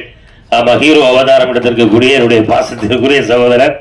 ஆமாம், இந்த படத்தில் மட்டும்தான் ஹீரோ இல்லை, நான் தொடர்ந்து ஹீரோவாக தான் நடிப்பேன் அப்படின்னு சொல்லி டக்குன்னு சொல்லிடுறாங்க. ஏன்னா அடுத்து நீங்கள் உங்களுடைய சேவை எங்களுக்கு தேவை. ஏன்னா ரோபோ சங்கர் வந்தாருன்னா அவருடைய காமெடிக்கு அப்படி அன்னைக்கு காலையில் 6 மணி இருக்கும். அந்த அந்த நகைச்சுவையெல்லாம் காலம் கடந்து அதை மறக்கவே முடியாது. அப்படிப்பட்ட திறமைக்கு சொந்தக்காரர் அன்பு ரோபோ சங்கர் அவர்கள். இந்த படம் மிகப்பெரிய ஹிட். அப்படி ஹிட்டான பிறகும் அடுத்து கதை கேளுங்க, ஹீரோவும் நீங்க காமெடியாகவும் நடிச்சு எங்களை சிரிக்க வைங்க அப்படின்றது என்னுடைய அன்பான வேண்டுகோள். கண்டிப்பாக அதை செய்வார் நம்புறேன். முதல் அண்ணனுக்கு முதல் படம் என்ன பண்றேன் எல்வினே, உங்களுக்கு முதல் படம் என்ன படம் சொன்னீங்க? சக்தி அவர்கள் படம் பேரு ஏதோ செய்தா என்னை அப்படிங்கிறது அண்ணனுடைய முதல் படம். இப்ப வந்து இது 2வது படம், இது 3வது படம். 2 படம் இருக்கும் வாரங்கள், இதை கூட கேட்காம மேடைக்கு இருக்க பாருங்க. ரூல் நம்பர் 4 அது 2வது படமா? 3வது படம் அம்பி. பரவாயில்ல. இந்த அம்பி வந்து கண்டிப்பாக அது கதை எப்படிங்கிறத நான் சும்மா கதை சொல்லலாம், சொல்லக்கூடாதுன்னு சொல்லுவாங்க. நான் கதையை நான் சொல்றேன். என்ன ஒரே லைன்ல சொல்றதா இருந்தா, அந்த கதாநாயகன் வந்து ஒரு குழந்தை. அம்பிங்கிறது வந்து அது ஒரு குழந்தைத்தனமான ஒரு மனநிலையில இருக்கக்கூடிய ஒரு மனிதன். அதுக்கு யார் கரெக்டா இருப்பா அப்படின்னா அது அவர் ரோபோ சங்கர் அப்படின்னோடனே அந்த கதையை கேட்டதுக்கு அப்புறம் சரியான ஒரு ஆளைதான் அந்த ஹீரோவா தேர்ந்தெடுக்காரு அப்படின்னு சொல்லி படம் முழுவதும் வந்து ஒரு குழந்தை என்னென்னலாம் செய்யுமோ அதையெல்லாம் தன்னுடைய அற்புதமான உடல் மொழியில அருமையா உங்களை எல்லாரையும் கவர்ற விதமா, நீங்க எல்லாம் ரசிக்கிற விதமா தந்திருக்க படம் தான் அம்பி. இதுல நம்ம சொல்ற விஷயங்கள் நிறைய பேசலாம், இதெல்லாம் ஆடியோ லாஞ்சில பேசலாம்னு நினைக்கிறேன். நம்ம ராஜேந்திரன், கோவை பாபு அவர்கள் நம்ம சினிமா கண்டுபிடிக்கப்பட்ட காலத்திலிருந்தே என்ன எல்லாருக்குமே உங்களுக்கு எல்லாருக்கும் தெரியும் நினைக்கிறேன். இல்லையா சினிமா கண்டுபிடிச்சது யாருங்க சினிமாவை? நீங்க சார்லஸ் ரெனால்டு தானே, கூடவே அண்ணன் பேர் எழுதிடுங்க, மோகன் வைத்தியா, சார்லஸ் ரெனால்டு, 2 பேரும் சேர்ந்து தான் கண்டுபிடிச்சாங்கன்னு சொல்லுங்க. ஆமா, இப்படி கிட்டத்தட்ட ரொம்ப ஜாலியா நாங்க எடுத்த படம். இந்த படம் மிகப்பெரிய ஒரு வெற்றி பெறணும் அப்படின்னு நானும் இறைவனை வேண்டிக்கிறேன். நீங்களும் இறைவனை வேண்டிக்கிறீங்க. பத்திரிகையாளர்களும் நல்லபடியா எழுதுங்க. நேரமின்மை காரணமாக இன்னும் நிறைய கதைகள்லாம் இருக்கு, அதாவது நான் அடுத்த மேடையில் உங்களுக்கு கண்டிப்பா சொல்லுவேன் அப்படின்னு சொல்லி வாய்ப்புக்கு நன்றி கூறி விடைபெறுகிறேன். நன்றி, வணக்கம். பத்திரிகையாளர்கள், ஊடகவியலாளர்கள் அனைவருக்கும் தயாரிப்பாளராகணுன்றது இருந்தது. அது நான் ஃப்ரம் திருச்சி, நான் எம்எஸ்சி பயோகெமிஸ்ட்ரி முடிச்சுட்டு ஒரு கம்பெனியில் கியூசியாக ஒர்க் பண்ணிகிட்டு இருந்தேன், குவாலிட்டி கண்ட்ரோலராக. எழுத்து தான் என்னுடைய பேஷன், எழுதணுன்றது தான் ஆர்வம். 2002 என் வேலையை ரிசைன் பண்ணிவிட்டு மீடியாவுக்குள்ளே வந்தேன். தொட்டி ஜெயான்னு ஒரு படம், முகவரி துரை அவர்கள் தான் எனக்கு ஃபஸ்ட்டு வாய்ப்பளித்தார், அவருக்கு நன்றி. அடுத்து சுப்பிரமணியம் சிவா அவர்களுக்கும் நன்றி. நான் பணியாற்றிய இயக்குநர்கள் கலைப்புலி எஸ் தானு சார் அவர்களுக்கு நன்றி. அவர் ஆஃபீஸ்லேயே தான் இருப்பேன், அங்கே தான் நான் சினிமாவை கற்றுக்கிட்டேன். ப்ரொடக்ஷன் பண்ணணுங்கிற ஆர்வம் எனக்கு அங்கே தான் வந்தது. அப்புறம் என்னுடைய மனைவி கல்யாணம் ஆனதுலேருந்து எனக்கு என்னுடைய நல்லா எழுதுறேன்னு அந்த ஒரு என்கரேஜ் தான். குடும்பத்தினர் அனைவருக்கும் நான் இந்த நேரத்தில் நான் நன்றி சொல்லணும். இந்த படத்தை பற்றி சொல்லணும்னா, இது நான் ஃபஸ்ட்டு ரோபோவை போய் மீட் பண்ணும்போது நான் ரோபோ மூலிமா, ரோபோவோட ஃப்ரெண்டு ஒரு ஹீரோ அவருக்கு தான் சொல்லலான்னு நான் ரோபோ மீட் பண்ணேன். ஆனால் மீட் பண்ணும்போது ரோபோ ரொம்ப ஸ்லிம்மாக பார்க்குறதுக்கு நான் வித்தியாசமாக எனக்கு ரொம்ப பிடிச்சிருந்தது. அன்றைக்கே டிசைட் பண்ணிட்டேன் இது ரோபோவே நடிக்க வச்சிடலான்னு. அடுத்த நாள் போய் ரோபோட்ட சொன்னேன், ரோபோ நீங்களே அந்த படம் ஹீரோவாக பண்ணிடுங்கன்னு. முந்தின நாள் ஒரு ஆடியோ லான்ச்சுக்கு அவர் வராரு. அந்த ஆடியோ லான்ச்சில் director R V Udayakumar sir Robo கிட்ட ரோபோ எப்போ ஹீரோவாக நடிக்க போகிறீங்க அப்படின்னு கேட்குறாரு. நெக்ஸ்ட் டே நான் போய் ஜி நீங்களே ஹீரோவாக நடிச்சிருங்கன்னு சொல்கிறேன். அவருக்கு பயங்கர ஷாக்கு. ஜி நேற்று தான் ஆர்வி உதயகுமார் சார் சொன்னார் எப்போ ஹீரோவாக போகிறீங்கன்னு, நீங்கள் வந்து இன்றைக்கி சொல்கிறீங்களேன்னு. அப்போ இருந்தே 2 பேரும் அடுத்து என்ன மாதிரி இந்த படத்தை கொண்டு போகலாம், என்ன மாதிரி ஆர்டிஸ்ட் உள்ளுக்குள்ளே வைக்கலாம் அப்படின்லாம் பேசி இவ்வளவு பேரை ரொம்ப ஈஸியாக இருந்தது. அப்போ ஆர்டிஸ்ட் தான் அவ்வளோ பேர் இருந்தாங்களே அப்படின்னு யோசிச்சா பார்க்குறதுக்கு தான் அப்படி இருந்தது. ஆனால் செட்டில் அப்படி இல்லவே இல்லை. ரொம்ப ரொம்ப கோஆப்ரேட்டிவ், அதை நான் இங்கே சொல்லியே ஆகணும். ஒரு சின்ன எனக்கு நான் டென்ஷனே இல்லைன்னு சொல்கிறாங்க. ப்ரொடக்ஷனும் பார்த்து டைரக்ஷனும் பார்க்கறது கண்டிப்பாக டென்ஷன் தான். ஆனால் இவ்வளோ ஆர்டிஸ்ட் இருந்தும் எனக்கு டென்ஷன் ஆகலை. குறிப்பாக நான் ரமேஷ் கண்ணா சாரை இங்கே நான் சொல்லியே ஆகணும். டேக் ஓகே அடுத்த ஷாட்டுக்கு லைட் பண்ணணும் போது அங்கேயே தான் உட்காந்துருப்பாரு, வேற எங்கேயுமே போக மாட்டார். நமோ நாராயணா சாரும் ரொம்ப கோஆப்ரேட்டிவ். இங்கே அவங்க 2 பேரும் வரலை, நான் அவங்கள பற்றி நான் சொல்லி ஆகணும். அதே மாதிரி டெக்னீஷியன்ஸ், கேமராமேன்லேருந்து மியூசிக் டைரக்டர்லேருந்து லிரிக் ரைட்டர் அவர் தான் ராசா, இந்த படத்துடைய இணை தயாரிப்பாளர். சின்ன சின்ன ஒரு பணப்பிரச்சனை வரும்போதெல்லாம் எனக்கு வந்து அப்பப்போ ஹெல்ப் பண்ணிக்கிட்டே வண்டி அப்படியே நிற்காம டக்கு டக்குன்னு ஓட வச்சதில் அவருக்கு ஒரு பெரிய பங்கு இருக்குது. நான் இந்த இடத்துல நான் அது நன்றி சொல்லி ஆகணும். அதே மாதிரி படம் முடிஞ்சதுக்கப்புறம் எப்படி நம்ம இதை கொண்டு போகலாம் அப்படின்னு பார்க்கும்போது எனக்கு TN ஸ்ரீனிவாசன் சார், அவர் ரொம்ப வருஷமாக பிஸ்னஸில் இருக்கிறவர் சினிமாவில். அவர்கிட்ட போய் சொன்ன உடனேவே அவர் வந்து மூவி நல்லா இருக்கு, நான் இதை கரெக்டாக நம்ம கொண்டு போய் சேர்த்துடலான்னு பிஸ்னஸ் கம்ப்ளீட்டாக TNS சார் தான் பார்த்தாரு. ஒரு நல்ல இடத்துக்கு இந்த படம் வந்ததுக்கு காரணம் TNS அவர்கள். அவருக்கும் நான் இந்த நேரத்தில் என்னுடைய நன்றியை சொல்லிக்கிறேன். இந்த படம் வந்து S pictures Seenu sir release பண்ணுறாங்க தமிழ்நாடு தியேட்டரிக்கல். அவருக்கும் நன்றி. படம் பார்த்த உடனே அவருக்கு பிடிச்சிருச்சு, உடனேவே சொல்லிட்டாரு சார் நல்லா இருக்கு நான் ரிலீஸ் பண்ணுறேன் அப்படின்னு சொல்லி. அவருக்கும் இந்த நேரத்தில் நான் நன்றியை சொல்லிக்கிறேன். அப்புறம் ரோபோ சொல்லவே வேணாம்.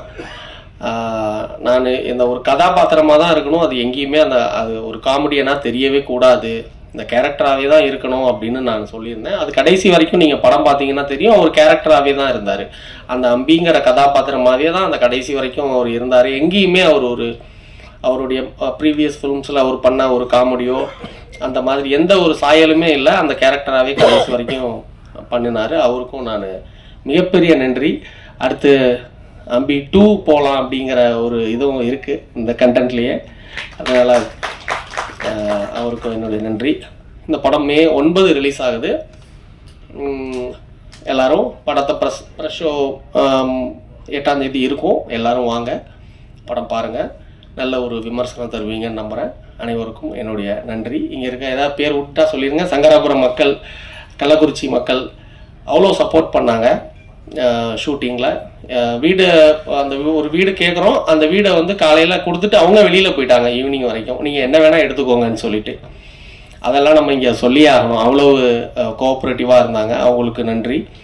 குறிப்பாக வந்து என்னுடைய நண்பர் ரிஷி சார், அவருக்கு நான் இங்கே தேங்க்ஸ் சொல்லி ஆகணும். படம் ரிலீஸ்னு வரும்போது எனக்கு அப்பயும் ஒரு சின்ன ஒரு தேவை, பண தேவை இருந்தது. இம்மிடியேட்டாக அவர் வந்து எனக்கு வந்து அந்த பிரச்சனையை தீர்த்தார். அவருக்கும் ராஜா முகமது அயூப் சார் அவர்களுக்கும் நான் மிகப்பெரிய நன்றி சொல்லணும். ஏன்னா எங்கேயுமே ஒரு ஃபினான்ஷியல் கிரைசிஸ் வராமல் பார்த்துக்கிட்டது நண்பர்கள் தான். ஏன்னா அவங்க இல்லைன்னா இந்த படம் வந்திருக்காது, இந்த அளவுக்கு ப்ரமோஷன்ஸ் எல்லாமே வந்திருக்காது. அதனால் எல்லாருக்கும் நான் நன்றியை சொல்லிக்கிறேன். ரிஷி சார் ரொம்ப ரொம்ப தேங்க்ஸ். வந்து அயூப் சாருக்கும் என்னுடைய தேங்க்ஸ் சொல்லுங்கள். வந்து அனைவருக்கும் நன்றி. இந்த படம் வெற்றி விழாவில் நம்ம சந்திக்கலாம். தேங்க்யூ.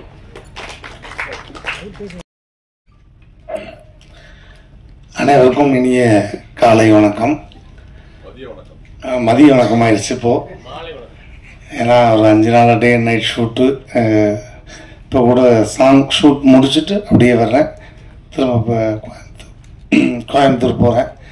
அதனால் எப்படின்னா ஒரு 3 வருஷமாக ஒரு வண்டி வந்து ஒரு அப்படியே அடப்பட்டு கிடந்து அதை எஃப்சி பண்ணி அதை சர்வீஸ் பண்ணி அதுக்கப்புறம் டேக் ஓவர் ஆனால் எப்படி இருக்குமோ அந்த மாதிரி தான் இந்த நிகழ்வு. ஸோ ஒரு 2 வருஷம் ரொம்ப சிக்காக இருந்து ஜாயின்டிஸில் படுத்திருந்து அதுக்கப்புறம் எனக்கு ஒரு பெரிய ஒரு லைஃப் கொடுத்ததுன்னா என்னுடைய அன்பு இயக்குனர், நான் செல்லம்மா வாத்தியார்னு கூப்பிடுவேன். இதற்கு தானே ஆசைப்பட்டாய் பாலகுமாரா, இந்த மாதிரி நிறைய ரௌத்திரம் நிறைய வெற்றி படங்களை கொடுத்த கூகுள் சார், சிங்கப்பூர் சலூனில் எனக்கு ஒரு பெரிய என்ட்ரி கொடுத்தாரு. அதுக்கு பிறகு நிறைய மேடைகளில் ஒரு நகைச்சுவை நாயகனாக ஓரமாக இருந்த என்ன சென்டர் ஃபிகர் ஆக்கிய இயக்குனருக்கு மனமார்ந்த நன்றி. ஏன்னா வந்து கதை சொல்லும்போது முதல்ல அவர் என்கிட்ட கதை சொல்லும்போது நாங்கள் 2 பேரும் டிஸ்கஸ் பண்ணிக்கிட்டது எந்த ஹீரோவை போடலாம் அப்படின்னு தான் என்கிட்ட வந்து கேட்டார். ஆர்யா, ஜீவா, யார்கிட்ட போய் கதை சொல்லலாம் ஜி, சொல்லுங்க ஜி அப்படின்னு. ஆனால் அதே கதையை என்கிட்டையும் சொல்லி என்ன ஹீரோவாக வரணும் எனக்கு தெரியாது. ஆனால் அதுக்கப்புறம் ஒரு பெரிய ஒரு பரிணாமத்தை கொடுத்தது வந்து இயக்குனருக்கு மனமார்ந்த நன்றி. தயாரிப்பாளர் சகோதரி பிரசாந்தினி அவங்களுடைய மனைவி, அவங்களுக்கு ரொம்ப ரொம்ப நன்றி. அதே மாதிரி இன்னும் கூட பயணித்து இந்த படத்துக்கு உறுதுணையாக இருந்த என்னை அவ்வளோ அழகாக பார்த்துக்கிட்ட மேடையில் இருக்கக்கூடிய ஒட்டுமொத்த கலைஞர்களுக்கும் மனமார்ந்த நன்றி. அண்ட் மீடியா பீப்புள், நீங்கள் இல்லைன்னா வந்து எதுவுமே சாத்தியம் கிடையாது. ஏன்னா நிறைய விஷயங்கள் உங்கள் முன்னாடி நான் அங்கே வந்து பெர்ஃபார்ம் பண்ணியிருக்கேன், பேசியிருக்கேன். பட் இன்னைக்கு அதை தாண்டி கிட்டத்தட்ட நானும் சினிமாவுக்கு வந்து 2002 2001 கிட்டத்தட்ட 25 வருட காலத்துக்கு பிறகு ஒரு மேடை கலைஞனாக இருந்து நகைச்சுவை கலைஞன், mimicry artist, dancer, anchor, performer இப்படிலாம் தாண்டி இந்த படத்தில் வந்து கதையின் நாயகன். அவ்வளோதான், ஹீரோலாம் கிடையாது. கதையின் நான் எப்பயுமே அடிக்கடி சொல்கிறதான், நம்ம வண்டி எப்பயுமே டெல்லி கணேஷ், ஒரு VK ராமசாமி, ஒரு வெங்கடாயமூர்த்தி, இதை தான் என்னுடைய மைண்ட் தாட்டு. அதுதான், அந்த வண்டி தான் வந்து 85 வரையும் ஓடும். 85 வயசு வரை அது வாட்டுக்கு போய்கிட்டே இருக்கும், பிரச்சனையே கிடையாது. ஹீரோ போயிட்டு போகும். சொன்ன மாதிரி அடுத்து நான் ஹீரோவாகத்தான் பண்ணுவேன், தலைகீழாகத்தான் குதிப்பேன் அப்படின்னா அது இந்த படத்துக்கு கதையின் நாயகன். அதனால ரொம்ப ரொம்ப சந்தோஷம். நான் அப்போ இருந்த கண்டிஷனில் என்னால் ஒரு 10 நிமிஷம் வெயில் நிற்க முடியாது, கேர் ஆகிடுவேன். எனக்கு டயத்துக்கு அந்த மருந்து கொடுக்கணும், நாட்டு மருந்து, கஷாயம். இப்போ வரையும் அந்த மருந்து எடுத்துக்கிட்டு தான் இருக்கேன். எனக்கு கிட்டத்தட்ட ஒரு 3 வருஷம் எடுத்துக்கணும் அப்படின்னு சொன்னாங்க. இப்போ வரையும் பத்திய சாப்பாடு தான். வீட்டில் இருந்து ஷூட்டிங் போனால் கூட, ப்ரோக்ராம் போனால் கூட வீட்டில் இருந்து அந்த பழைய கஞ்சி, வெங்காயம், இதுதான் என்னுடைய சாப்பாடு. ஸோ அதை வந்து கேர் பண்ணிக்கணும் அப்படின்றப்போ ரொம்ப ரொம்ப கஷ்டம். அதை தாண்டி பொதுவாக எல்லாத்துக்கும் வந்து அப்போ எப்படி வந்து இயக்குனருக்கு வந்து மனைவி ரொம்ப சப்போர்ட்டாக இருக்காங்களோ அது மாதிரி என்னை கரம் பிடிச்சதுலேருந்து இந்த நிமிடம் வரை என்னை பத்திரமா வந்து பார்த்துக்கிட்டு, டயத்துக்கு என்ன வேணுமோ கொடுத்து, என்னை அவ்வளோ அழகாக பார்த்துக்கிட்டு, என்னை மிகப்பெரிய பெரிய ஒரு டேக் ஓவர் பண்ணி மீண்டும் மறுபடியும் ஒரு எல்லாரும் அண்ணாச்சி சொன்ன மாதிரி ரூபோஷங்கருக்கு முடிஞ்சு இனிமேல் அவ்வளோதான். நான் காதுக்கு இதை கேட்டிருக்கேன், நம்ம சினிமா வட்டாரத்தில் அடுத்து ரூபோ தான் போல் அவ்வளோதான் அப்படின்லாம் பேசியிருக்காங்க. ஆனால் அதை தாண்டி மீண்டும் என்னை களம் இறக்கிய என்னுடைய மனைவிக்கு மிகப்பெரிய நன்றி இந்த மேடையில். ஏன்னா தாய்க்கு பின் தாரம்னு சொல்லுவாங்க. எனக்கு வந்து தாரமே ஒரு தாயா வந்த மாதிரி இப்போ வரையும் பார்த்துக்கிட்டு இருக்கா. ஸோ ரொம்ப ரொம்ப அவளுக்கும் இந்த இடத்துல நன்றி, என் மகளுக்கும் நன்றி, மேடையில் இருக்கக்கூடிய எல்லா கலைஞர்களுக்கும் என்னுடைய மனமான நன்றி. குறிப்பாக இந்த படத்தில் இருந்து அந்த பாட்டு பாடிய ஆஸ்கார் நாயகன், மரியாதைக்குரிய கீரவாணி சார், அண்ட் தம் சிவமன் என்ன, அண்ட் மற்ற GV பிரகாஷுடைய மனைவியார், அவங்களுக்கும் என்னுடைய மனமார்ந்த நன்றி. அண்ட் இசையமைப்பாளருக்கு ரொம்ப ரொம்ப நன்றி. எனக்கெல்லாம் வந்து அந்த பாட்டுக்கு ரொமான்ஸ் பண்ணுறப்ப நான் பரிதவிச்சிட்டேன். மேடையில் நான் சும்மா வந்து பேச விட்டா என்ன வேணாலும் பேசிடலாம், ஆனால் ரொமான்ஸ்ன்றது எவ்வளோ கஷ்டம்ன்றது அன்னைக்கு தான் நான் பார்த்தேன். அந்த பிள்ளைய கையை பிடிச்சி இழுத்து தூக்குறக்குள்ள படாதவாட விட்டு போனேன். ஆனால் டைரக்டர் 4 தடவை தூக்கி இறக்கிட்டாரு. இல்லைங்க இப்படி தூக்குங்க, இப்படி தூக்கி சோமோஸில் இறக்குங்க ரோபோஜி அப்படின்னு. அந்த வாக்கிய வரப்புக்குள்ள நானே கிருகிருன்னு அப்பப்போ பிபி மாத்திரை போட்டுக்கிட்டு இருக்கேன். இதில் கட்டும் வெயில், மொட்டை பாறை, இதில் ஓடி வாங்க, இதில் சறுக்கிக்கிட்டு வருவா, இப்படி பிடிங்கன்னா என்னைய பிடிக்கிறதுக்கே 2 பேர் வேணுமையா, இல்லை அந்த பிள்ளைய வேற பிடிக்கணுமா அப்படின்ற அளவுக்கு. பட் அதையும் தாண்டி ரொம்ப அழகாக அந்த ஊர் மக்களுக்கு என்னுடைய மனமார்ந்த நன்றி. ஏன்னா எனக்கு வந்து அடுத்த ஹீரோவாக ஒரு பரிணாமம் அப்படின்னும் போது சங்கர்ன்ற பேருக்கு ஏற்ற மாதிரி சங்கராபுரம் அந்த ஊர் மக்கள் என்னை அவ்வளோ அழகாக பார்த்துக்கிட்டாங்க. என்னை மட்டும் இல்லை, ஹோல் டீமையுமே சாப்பாடுலேருந்து எல்லாமே அவ்வளோ அழகாக பார்த்துக்கிட்டாங்க. அந்த ஊர் மக்களுக்கு நன்றி. அதே மாதிரி நிறைய மேடைகளில் ஒருத்தருக்கு நன்றி சொல்வேன். இந்த மேடையிலையும் அவருக்கும் நான் நன்றி சொல்லி ஆகணும். ஏன்னா கலக்கப்போவது யாரு அப்படிங்கிற ஒரு நிகழ்ச்சி வரும்பொழுது நான் வந்து மேடை கலைஞனா அவ்வளோ பிஸி. நான் இதுவரையும் கிட்டத்தட்ட மேடையில் மைக் பிடிச்சி இதோட 33 ஆண்டுகள் ஆகுது. 33 வருஷம் கடந்து மேடையில் மைக் பிடிச்சி நிகழ்ச்சி பண்ணிக்கிட்டு இருக்கேன். கிட்டத்தட்ட 18,000 மேடைகளுக்கு மேல் நிகழ்ச்சி பண்ணிட்டேன். அப்படி பிஸி. ஒரு நாளைக்கு 9 ஷோ 10 ஷோ பண்ண ஒரே நானாக தான் இருப்பேன்னு நினைக்கிறேன் இப்போலாம். ஏன்னா 1/2 அன் ஹவருக்கு ஒரு ஸ்டேஜ். காலையில் சாயங்காலம் 6 மணிக்கு கிளம்புனா நைட்டு 2 மணிக்குள்ளே 10 ஷோ முடிச்சுட்டு வந்துடுவேன். சம்பளம் 100 ரூபா 150 ரூபா தான்.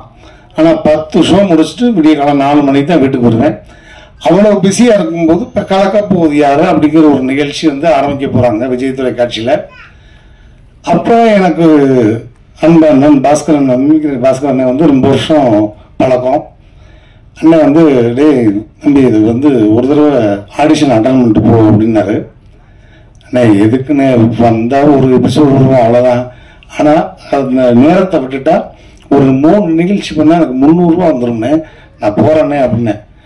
இல்லைடா ஒரு 5 நிமிஷம் ஆடிஷன் மட்டும் அட்டன் பண்ணிட்டு போகணும், கமல் சார் மாதிரி விஜயகாந்த் சார் மாதிரி பேசிட்டு மட்டும் போ, அதுக்கப்புறம் வருது வரல பார்த்துக்கலான்னு என்னை கையை பிடிச்சி தரத்தன்னு இந்த ஸ்கூல் பிள்ளையில கொண்டு போய் விடுற மாதிரி என்னை உள்ளே தள்ளி விட்டு ஒரு 5 நிமிஷம் பெர்ஃபார்ம் பண்ண வச்சாரு. அந்த 5 நிமிடம் பெர்ஃபார்மன்ஸ் தான் அதுக்கப்புறம் இன்றைக்கு இந்த மேடையில் நிற்கிற வரையும் என்னை வந்து உலகம் ஃபுல்லாக காமிச்சிருக்குன்னா அதுக்கு காரணம் பாஸ்கரனே. ரொம்ப ரொம்ப நன்றிண்ணே. அண்ட் ஃபைட் மாஸ்டர், நமக்கு ஃபைட்டுக்கும் சம்மந்தமே கிடையாது. இருந்தாலும் ஒரே நாளில் அவ்வளோ அழகாக இவருக்கு என்ன வரும் அப்படின்றத புரிஞ்சுக்கிட்டு அவ்வளோ அழகாக கம்போஸ் பண்ணார். ஸோ ஃபைட் மாஸ்டருக்கு உங்களுடைய மனமார்ந்த நன்றி. அண்ட் டான்ஸ் மாஸ்டர் எல்லாருக்கும் மனமார்ந்த நன்றி.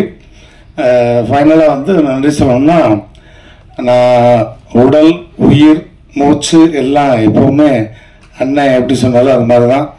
எங்கள் ஆண்டவர் பத்மஸ்ரீ டாக்டர் கமலுக்காக உடல் மண்ணுக்கு உயிர் கமலுக்கு அப்படி தான் நான் எப்போவுமே பேசுவேன். ஸோ ஃபர்ஸ்ட் லுக்லேருந்து எல்லாமே ரிலீஸ் பண்ணி அவ்வளவு சப்போர்ட்டிவாக எனக்கு கேட்ட உடனே பண்ணி கொடுத்தாரு. என் மகள் கல்யாணத்துக்குமே வந்து எங்கேயோ பிரச்சாரத்தில் வந்து எனக்காக சிரத்தை எடுத்து வந்து அந்த மேடையில் நின்று அவ்வளோ தூரம் பேசிட்டு போனார். இன்னைக்கு என் பேரனுக்கும் அவர் சொன்ன மாதிரியே அவ்வளோ அழகா நட்சத்திரன் அப்படின்னு அவ்வளோ அழகா பேர் வச்சு சிறப்பு பண்ணியிருக்காரு. ஸோ நான் சாகும் வரை மறக்க முடியாத ஒரு ஆஸ்தான குரு உலகநாயகன் அவர்கள். அதே மாதிரி தனுஷாருக்கு எப்பயுமே நான் நன்றி சொல்லுவேன். ஏன்னா நான் வந்து சின்னத்திரையிலிருந்து வெள்ளித்திரைக்கு போகும்போது ஒரு கலைஞனுக்கு வந்து அந்த ஸ்பேஸ் கொடுக்கணும். மாரிங்கிற ஒரு படம் இல்லைன்னா எனக்கு வந்து வெள்ளித்திரையில் அதுக்கு முன்னாடிலாம் வந்து ஒரு மெமிக்ரி ஆர்டிஸ்டாக மட்டும்தான் பயன்படுத்துவாங்க. நான் நிறைய படங்களில் ஒரே ஒரு சீன் கேப்டன் மாதிரி வந்து நடிச்சுட்டு போங்க, ஒரே ஒரு சீன் நடிகர் தலை மாதிரி ஒரு சீன் பண்ணிட்டு போங்க அப்படிம்பாங்க. ஏன்னா நமக்கான யூனிக் ஒன்றுமே இல்லையா, நம்மள்கிட்ட இருக்கே அதை எப்படி சொல்கிறது அப்படின்னு தெரியாமல் தவிச்சுக்கிட்டு இருந்த காலம் போய் என்னுடைய யூனிக் பாடி லாங்குவேஜை கண்டுபிடிச்சது வந்து கோகுல் சார் தான். ஆனால் அந்த மாரி திரைப்படத்தில் பாலாஜி மோகன் அவர்கள் கூப்பிட்டு அந்த வாய்ப்பு கொடுத்தாரு. வாயை மூடி பேசுவோம் திரைப்படத்துக்கு அப்புறம் தனுஷ் சாரோட சேர்ந்து அவ்வளோ பெரிய ஸ்டாரோட நடிக்கும்போது நம்ம எவ்வளவோ விஷயங்கள் ஆன் தி ஸ்பாட்டு தான். அந்த படத்தில் வரக்கூடிய மாறி 1 மாறி 2 எல்லாமே ஆன் ஸ்பாட்டில் நான் போட்ட டைலாக் தான். அதை எதையுமே வந்து டப்பிங்லையும் அப்படியே பேசியிருக்காங்க. எதையுமே கரெக்ஷன் பண்ணவே வேண்டாம். அவ்வளோ அழகாக அந்த ஸ்பேஸ் கொடுத்து என் லைஃப்லேயும் முக்கியமான சில உதவிகளும் பண்ணிய தனுஷ் சார், அவரை வந்து மறந்தேன்னு சொன்னால் இன்னைக்கு மதியம் உணவு கூட எனக்கு கிடைக்காது. அந்த இடத்துல தனுஷ் சார் வச்சுருக்கேன். ஏன்னா அந்த படத்தில் நடிக்கும்போது நான் உங்கள் கூட இவ்வளோ அழகாக ஜெல்லாரன்னா அதுக்கு காரணம் அவருடைய செல்லப்பிள்ளை தான். எப்படி கமல் சாருக்கு செல்லப்பிள்ளையோ அது மாதிரி தனுஷ் சாருக்கு நான் ரொம்ப செல்லப்பிள்ளை. உங்கள்கிட்ட நான் இவ்வளோ தூரம் ஜெல்லாகிறதுக்கு காரணம் என்ன தெரியுமா சார்? என்னுடைய ராசி தான் சார் அப்படின்னு இருக்கேன். என்ன ராசி அப்படின்னு, தனுஷ் ராசி அப்படின்னாரு. தனுஷ் ராசின்னு சொன்னேன். ஸோ அந்த மாதிரி எனக்கு ரொம்ப மிகப்பெரிய ஒரு சிச்சுவேஷனில் மிகப்பெரிய உதவி செஞ்சு இன்னைக்கு நான் வந்து ஹாப்பியாக இருக்கேன்னு அது காரணம் தனுஷ் சார் அவர்கள். அவருக்கு எப்பயுமே நன்றி. அண்ட் இந்த படம் வந்து மே 9 வருது. நாங்கள் வந்து ஆஸ்காருக்கு படம் பண்ணலை, ஆடியன்ஸுக்கு தான் படம் பண்ணியிருக்கோம். அதனால இந்த மாதிரி கதை உலகத்திலே இல்லை அப்படிலாம் நான் சொல்ல மாட்டேன்.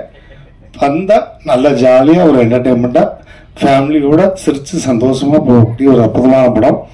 தொடர்ந்து நான் வந்து காமெடியனாக தான் நடிப்பேன், கேரக்டர் ரோல் தான் நடிப்பேன். இந்த மாதிரி கதையின் நாயகனாக இருக்கும் பட்சத்தில் வேணால் நடிக்கலாமே ஒழிய நான் எப்பயும் என்கிட்ட நிறைய முறை கேட்டிருக்காங்க, நீங்கள் எப்போ ஹீரோ ஆவீங்க எப்போ ஹீரோ ஆவீங்கன்னு. நான் எப்பயுமே மக்கள் மனசில் ஹீரோவாகி பல வருஷமாச்சு. ஸோ அவங்கள லைவாக நான் நிறைய 10,000 பேர் 5,000 பேர் 1,00,000 பேருக்கு முன்னாடியெல்லாம் பெர்ஃபார்ம் பண்ணுவேன். அதனால் நான் மக்கள் மனசில் எப்பயுமே ஹீரோ தான். அதனால் தனித்துவமாக ஒரு படம் எனக்கு தேவையில்லை. நம்ம எப்பயுமே ஒரு நகைச்சுவையாளர், எல்லாருக்கும் பிடிச்ச ஒரு கலைஞனாக இருக்கணும் அப்படின்னு தான். ஸோ தொடர்ந்து நகைச்சுவையாகவே நிறைய படங்கள் எடுத்து பண்ணணும். மீடியா பீப்புள் நிறைய நிகழ்வில் நீங்கள் வந்து மிகப்பெரிய சப்போர்ட்டிவாக இருந்திருக்கீங்க. கண்டிப்பாக இது ஒரு சின்ன திரைப்படம் தான், பட் இருந்தாலும் இது பெரிய லெவலில் மக்கள்கிட்ட கொண்டு போய் சேர்க்க வேண்டியது தொலைக்காட்சி ஊடக பத்திரிகை நண்பர்கள். நீங்கள் ஆஹா ஓஹோ பிரமாதம் இந்த மாதிரி ஒரு கதை நாங்கள் பார்த்ததே இல்லை அப்படிலாம் எழுத வேண்டாம். படம் நல்லா இருக்கு, போனால் இந்த வெயிலுக்கு கொஞ்சம் நேரம் ரிலாக்ஸாக பார்க்கலாம். ஏன்னா வெயிலுக்கு நாங்கள் வந்து ரிலீஸ் பண்ணுறதே வெயிலுக்காக தான். இப்போ மே மாதம் அடிக்கிற வெயிலுக்கு எங்கடா ஏசியில் போகாம ஒருத்தர் ஷாப்பிங் காம்ப்ளெக்ஸ் போவான், இல்லைன்னா லவ் பண்ணுற பொண்ணுங்களை விட்டு ஏதாவது தேட்டருக்கு போவான். அந்த மாதிரி எங்களுக்கு ஒரு 50 பேர் ஒதுங்கினா போதும். டெய்லி ஒரு ஷோக்கு 50 பேர் ஒதுங்கினா அவங்களுக்கான படம் வந்து ஒரு நல்ல ஃபேமிலி என்டர்டைனர் படமாக இருக்கும். ஸோ நல்லபடியாக எழுதுங்க. Thank you. I love you all. Thank you.